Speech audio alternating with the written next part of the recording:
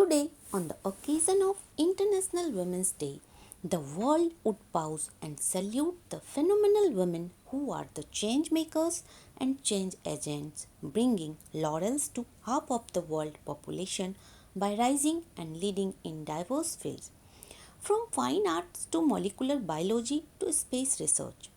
A phenomenal woman would normally be associated with certain definitive traits like being diplomatic, ambitious, compassionate, visionary, well educated, and leadership qualities.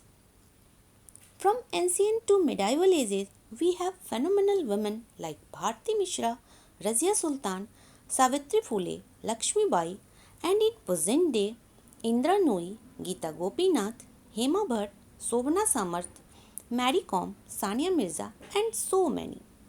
A common thread connecting all these phenomenal women seems to be their ability to harness opportunities and support systems to rise to the top, giving wings, dream to many more. On the other hand, we also have many women who may not possess all the qualities of a phenomenal woman in optimal ratio, but they are doing great work in their chosen fields, battling challenges while empowering the communities and society at large by making a difference. They have followed their hearts and taken the leap of faith in exploring uncharted territories hitherto not open to many women. Usually coming from normal background like many of us, these women have shown the courage to turn adversity and disadvantages into stories that inspire us all. Let's hear the stories of some of these aspirationally phenomenal women. पहली कहानी नवाबी तहजीब के शहर लखनऊ से मालती मिश्रा की, जो लखनऊ की पहली ऑटो रिक्शा चालक है।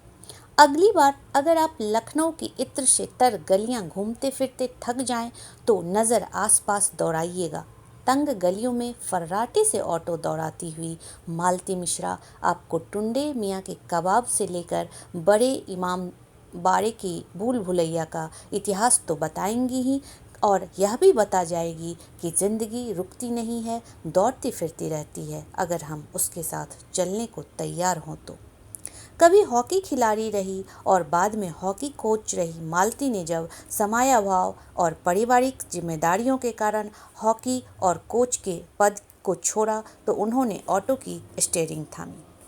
पुरुषों के प्रभुत्व वाले इस काम में जहां सड़क पर जिंदगी का एक बड़ा हिस्सा गुजर जाता है सवारियों के खट्टे मीठे बातों और किस्सों को सुनकर, वहीं मालती जैसी साहसी औरतें यह भी बतला जाती है कि अगर तबीयत से एक पत्थर उछाला जाए यारों तो कौन कहता है कि आसमां में सुराख नहीं हो सकता है। सलाम है मालती को। अब बात करते हैं खेती की। ऑर्गेनिक फार्मिंग के क्षेत्र में भारत ने एक बड़ी उपलब्धि हासिल की जब सिक्किम पूर्ण रूप से ऑर्गेनिक फार्मिंग अपनाने वाला भारत का प्रथम राज्य बन गया। लेकिन आपको शायद पता नहीं होगा कि भारत में सर्वाधिक ऑर्गेनिक फार्मिंग के खेत मध्य प्रदेश में हैं। राज्य सरकार की साकार एवं प्रोत्साहनात्मक नीतियों के अलावा एक बड़ा श्रेय जाता है प्रतिभा तिवारी जैसी उद्यमी औरतों को, जिनकी अटूट एवं अनवरत कोशिशों से हमारी औरतें जुड़ रही है ऑर्गेनिक फार्मिंग की मुहिम से एक बेहतर कल की तरफ। गणित में मास्टर्स प्रतिभा ने 2016 में भूमिशा ऑर्गेनिक्स कंपनी स्थापित की, जो आज किसानों को उनके फसल एवं उपज की सही मूल्य दिला रही है। कभी बड़ी मुश्किलों से 4-5 किसानों को सही फसल का चुनाव करने के लिए तैयार करने वाली प्रतिभा आज प्रेरणा स्रोत है हमारे लाखों किसानों, खासकर औरतों के लिए जो उनकी मुहिम से जुड़ चुकी हैं। सलाम है प्रतिभा को। एक गंभीर मेडिकल इमरजेंसी की वजह से चेन्नई की संजीता केके को अपनी अच्छी खासी कॉरपोरेट सेक्टर की जॉब छोड़नी पड़ी और अगले 10 वर्षों तक किसी भी व्यवसाय से दूर रहना पड़ा। साहसी संजीता ने फिर अपने खाने के शौक को एक जरिया बनाया और एक फूड ब्लॉगर के रूप में लिखना शुरू किया। धीरे धीरे वो फूड स्टाइलिस्ट बन गई, मगर संजीता का दिल तो उन्हें कुछ और बड़ा करने के लिए कह रहा था। फिर संजीता ने OGMO फूड नाम की कंपनी बनाई और माइनर मिलेट्स यानी रागी, ज्वार, बाजरा और तमिलनाडु के प्रसिद्ध मैप्पिलाई सांबर राइस से बने फूड प्रोडक्ट्स को घर घर में पहुंचा दिया। संजीता आज न सिर्फ कई लोगों को रोजगार मुहैया करा रही है, बल्कि पुराने लुप्त होते जा रहे अनाज की कई किस्मों को फिर से प्रचलन में ला रही है। संजीता को सलाम। खाने के बाद अब बात करते हैं चाय के प्याले की। यह कहानी 26 साल की कोलकाता की टुकटुकी दास की है। एमए इंग्लिश पास करने के बाद टुकटुकी ने बहुत जगह जॉब की कोशिश की, लेकिन टुकटुकी को हर जगह से निराशा मिली। फिर टुकटुकी ने यह फैसला लिया कि मुझे अपनी एक चाय की दुकान खोलनी है और टुकटुकी इस दुकान को हावड़ा स्टेशन के पास खोली और उसका नाम दिया एमए इंग्लिश चाय वाली। टुकटुकी के इस फैसले का विरोध तो उसके माता पिता ने किया ही, बाकी समाज के व्यंग तो अलग ही। छोटी सी चाय की दुकान, इतने पढ़ने लिखने के बावजूद। इन सब को टुकटुकी कैसे समझाए कि इस छोटी सी दुकान के पीछे टुकटुकी की कितनी बड़ी सोच है। टुकटुकी अपने इस दुकान की खुद ही बॉस है और इसे बहुत आगे तक ले जाने की सोच रखती है। टुकटुकी किसी भी काम को छोटा या बड़ा नहीं मानती है। आज टुकटुकी की छोटी सी दुकान पिलाती है लोगों को मीठी चाय और ऊंचे हौसलों की उड़ान। टुकटुकी के इस जज्बे को सलाम। निर्भया केस ने हर आम आदमी को झकझोर के रख दिया। कानूनी दाव पेचों के बीच अगले 9 साल तक लड़ती निर्भया के माता पिता को विजय पथ पर अग्रसर करने वाली हर एक दुआ सीमा समृद्धि के दहलीज से गुजरी। उत्तर प्रदेश के एक छोटे से कस्बे से सर्वोच्च न्यायालय दिल्ली तक का सफ़र सीमा ने अदम्य साहस के साथ तय किया, हर एक सामाजिक असंगति और विषमता से लड़ते हुए। कभी 8वीं कक्षा के बाद पढ़ाई छोड़ देने की स्थिति से आज लाखों करोड़ों लड़कियों की आवाज़ बन चुकी सीमा समाज में एक बड़ा बदलाव ला रही है। जब पीड़िताओं के आंसू पोंछते हुए वह अस्थिर आवाज़ में कहती है, हम छोड़ेंगे नहीं उन्हें। सीमा को सलाम।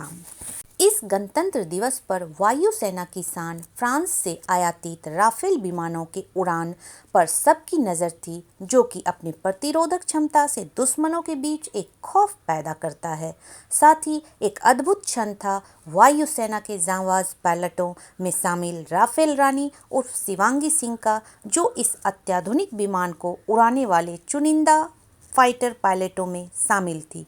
वाराणसी की शिवांगी को एनसीसी और भारतीय सेना का गौरव इतना भाया कि उन्होंने बीटेक में अच्छा रैंक छोड़ के वायुसेना ज्वाइन किया। अंबाला के गोल्डन एरोज टीम में शामिल शिवांगी राफेल से पहले मिग विमानों को उड़ा रही थी। अगली बार जब आपकी नज़र आसमान में परवान करती किसी लड़ाकू विमान पर पड़े तो याद रखिएगा कि शिवांगी या उस जैसी कोई और फाइटर तोड़ रही है जंजीरों को खुले नीले आसमान में। सलाम है शिवांगी को। एक नज़र कर्नाटक के महिला क्रिकेट टीम पर थोड़ा हटके उन जीवट वाली महिलाओं की जो कहती है कि I am not a Dolly. Dolly cricket में आसान से कैच को कहते हैं, शायद डॉल से आया होगा। लड़कियों के क्रिकेट को नुक्ताचीनी करने वाले डॉली कह के अपनी कुंठा निकालते हैं। भारत में क्रिकेट एक धर्म है और खिलाड़ी भगवान, लेकिन लड़कियों को हमेशा यही बताया गया कि ये खेल तुम्हारे लिए नहीं है। मंजुलता को भी बचपन से सबने यही समझाया कि यह खेल तुम्हारे बस की बात नहीं, और तुर्रा यह कि तुम तो देख भी नहीं सकती। लेकिन मंजुलता को समझना जरा मुश्किल था और है। आज वो दृष्टिहीन महिलाओं की पूरी टीम लीड कर रही है, चैंपियनशिप में हिस्सा लेती है उनकी टीम और शान से कहती है कि we are not Dolly's. Manjulata और उनके पूरी टीम के हौसले और उनके जज्बे को सलाम, और नई ऊंचाइयों को छूती रहे वो हमेशा। आखिरी बात सबसे खास, कुछ फिल्में हमें अच्छी लगती है और कुछ बहुत अच्छी, कुछ हमेशा के लिए मन में बस जाती है। लगान, तारे ज़मीन पर, रंग दे बसंती, 3 इडियट्स, सब थोड़ा हटके, कुछ नएपन के साथ। लेकिन कुछ फिल्में इनसे भी 2 कदम आगे निकल जाती है, क्योंकि वे देती है संदेश आने वाले बदलाव का, उनके द्वारा और उनके लिए जिनके लिए बदलाव मायने रखता है। राइटिंग विद फायर इस साल की भारत से ऑस्कर के लिए डॉक्यूमेंट्री कैटेगरी में चुनी गई फिल्म है। अभी तक इस डॉक्यूमेंट्री फिल्म ने दुनिया के हर फिल्म फेस्टिवल में अपने दमदार विषय और अभिनव प्रस्तुति से देखने वालों को हिला कर रख दिया है।